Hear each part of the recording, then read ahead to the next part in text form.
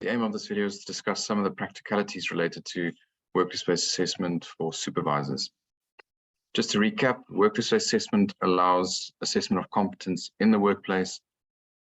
It has significant educational or formative value for trainees, and the framework for assessment is provided by entrustable professional activities. Assessment of these activities are multiple low-stakes observations, which are performed by multiple raters and then entered into an e-portfolio, which allows a committee to make high-stakes decisions.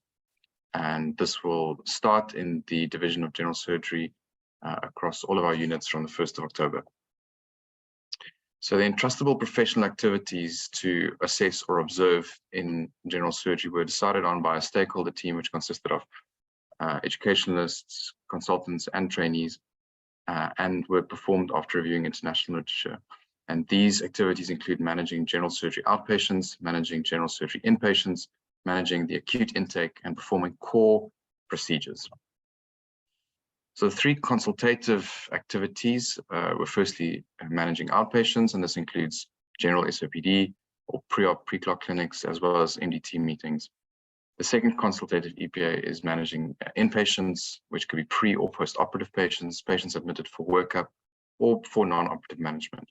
And finally, the acute intake being on-call admissions.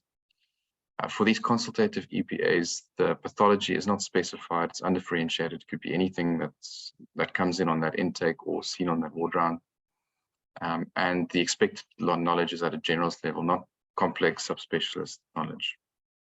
The 7 core procedural activities are forming a hernia repair, forming a cholecystectomy, which excludes very high complex HPB level cases, performing a laparotomy, which can be elective or emergency, and there's really a wide range of tasks which can be performed here. For example, small bowel resection, anastomosis, or a stoma. Those are not specified. Gastroscopy can be either diagnostic or interventional, appendectomy, mastectomy or lumpectomy with an auxiliary procedure, and a major lower limb amputation. So there are certain minimum numbers required for certification, and this is in the bigger picture long term. So the expected year of training for kind of level 4 or can perform unsupervised is specified, and if a trainee doesn't reach this, then this is a trigger for intervention.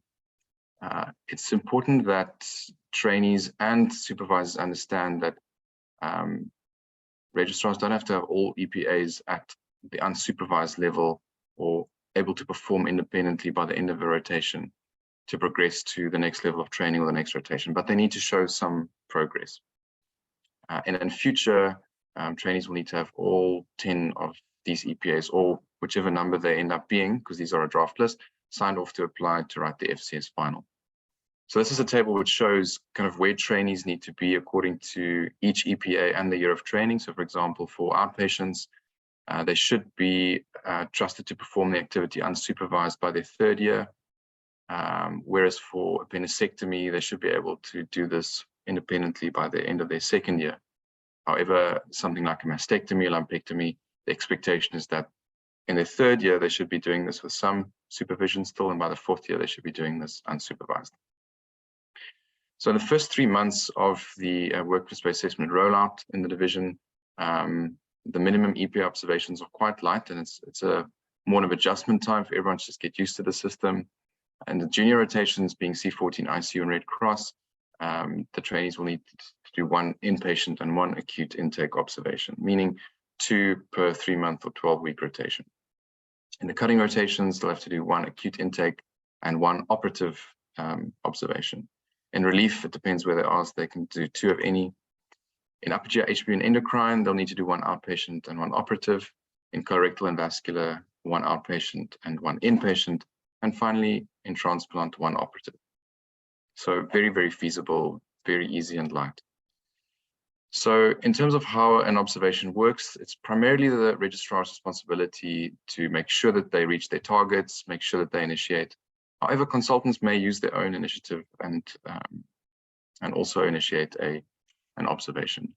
It's important to avoid the concept that this is a test, it's an assessment. It's not. It's an observation and it's very low stakes. It's meant to be educational. High stakes assessment decisions are made on reviewing multiple of these over a long period of time. So although there are some stakes attached to it, they are really very low stakes.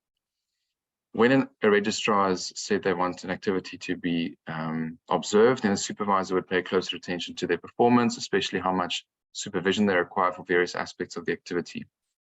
After the activity is completed, the trainee then sends a request for a report to the supervisor, and they do this simply on their smartphone using a simple form, and they've got a video and they know how to do this.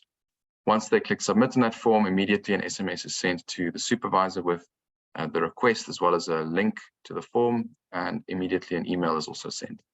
So this is an example of the email that's sent. Dear colleague, this registrar, which is a fictitious name, has requested this observation, this is the date it happened, and here is the link to completing the observation form, and also the phone number that the SMS was sent to. So here's an example of the SMS, same message, and also contains a link that the supervisor can click on or tap on, and it will take them directly to the observation form.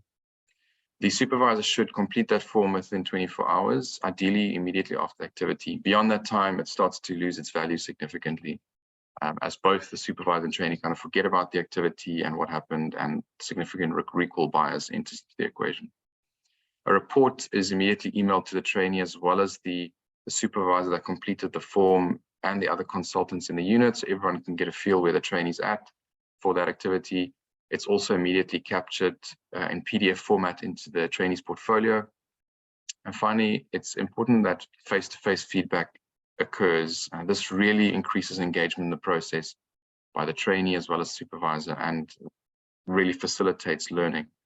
And it should happen as soon as possible after the activity.